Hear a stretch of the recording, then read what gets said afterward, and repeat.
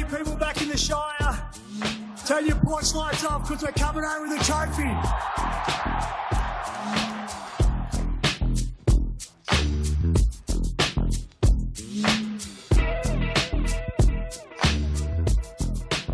Hey there, welcome to SharkCast, a podcast dedicated to the greatest sporting club in the history of the world, the mighty Cronulla Sharks.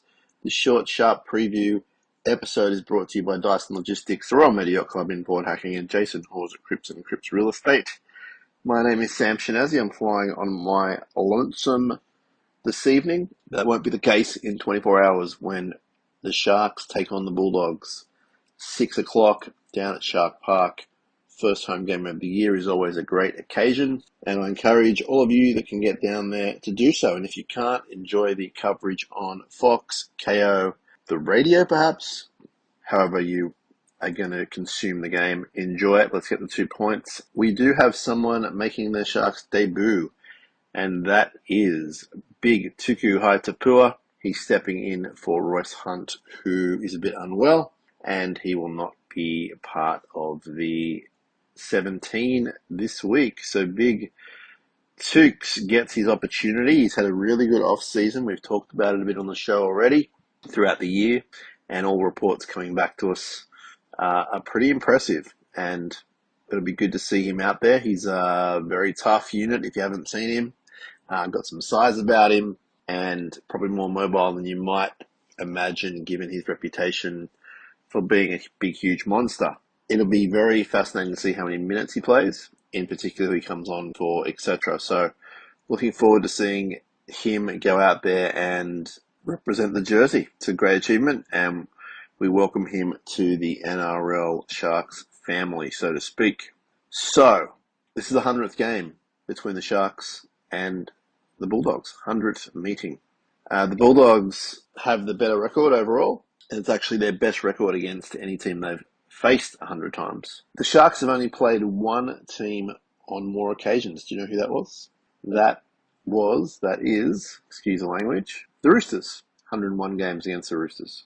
The recent record is all ours. We've won the past 5, and we've won 11 of 13 since 2015. If we get the win, when we get the win, it'll be 6 in a row against the Bulldogs for the first time in our club history.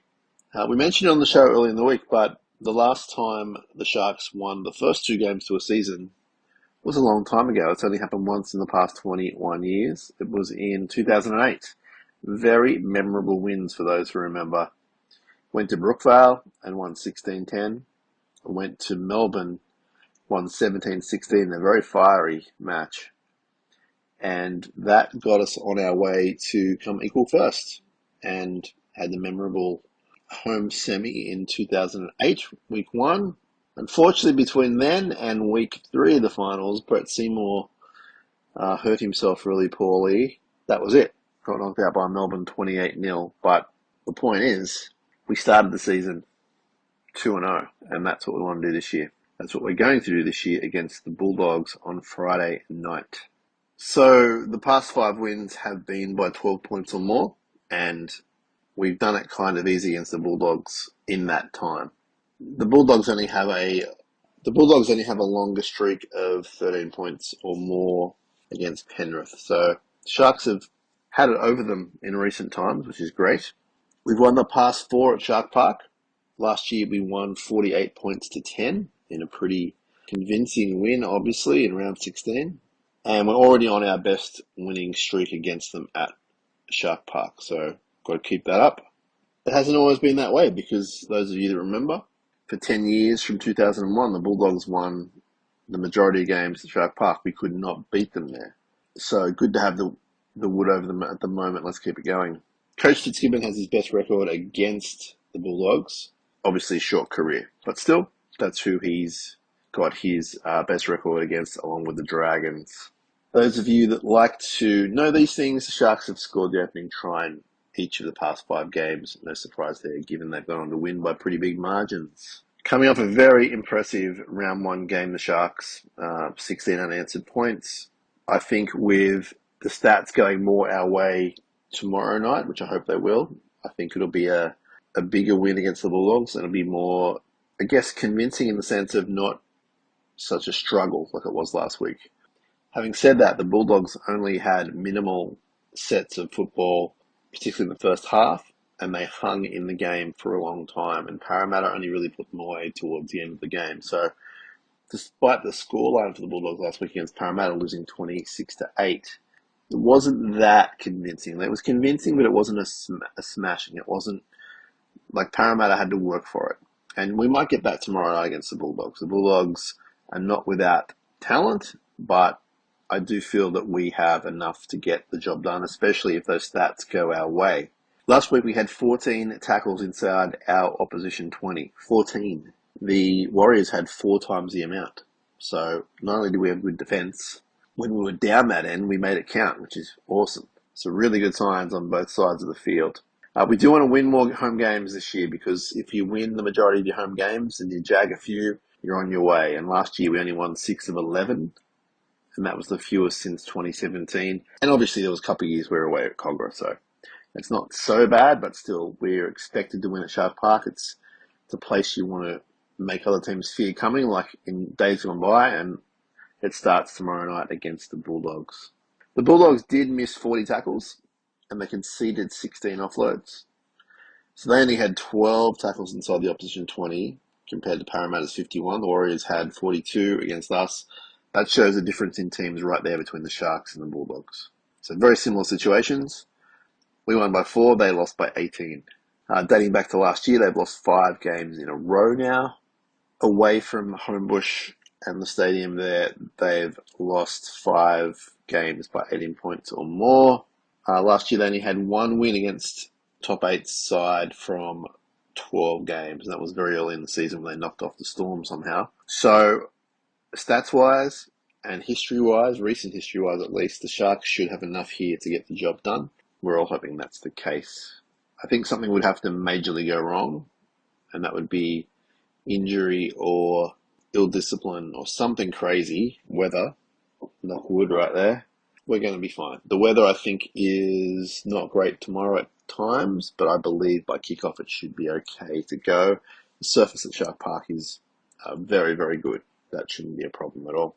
Dale Finucane plays his 250th game tomorrow. He's played in 6 grand finals, which is the most of any current player, and he won in 2017 and 2020 with the Storm out of those 6. Made his debut and played for the Bulldogs in 2012 onwards, and then a bunch of games for the Storms before starting at the Sharks in 2022. And you can tell by all of the press around him this week, he's ready to rip and tear. The Sharks are ready to rip and tear. There's a lot of milestones in this game, including debuts and big numbers of games for people, and it is something Craig Fitzgibbon prides himself on. He learnt that from the Roosters, and he's just that sort of coach anyway. So I'm expecting a big performance from everyone, including Dale Finucane. Speaking of milestones, Jesse Ramian is 2 tries from 50. He scored last week. He scored in the most recent game against the Bulldogs, and he's got 5 from 6 at Shark Park in recent times. So coming off a very strong game. Also coming off a very big game is Ronaldo Mulitalo. He needs 1 try to go past the great Valentine Holmes and into 5th on the Sharks' all-time try-scoring list, along premiership-winning winger Sasai Feki with 67 tries. He's 7 from his past 7. He's scored in each of his past 6 at Shark Park. And overall, he scored 27 from 25 at home. So he loves playing at Shark Park. He also has 5 from 5 against the Bulldogs, which is great.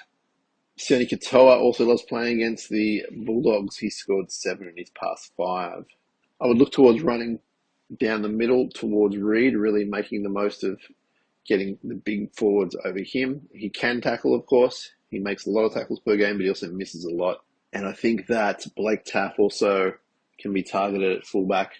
Not suggesting he's not without talent, but he has been a bit shaky in the preseason and last week as well. So there's definitely some avenues for the Sharks to target, and I'm sure they've been doing that all week at training.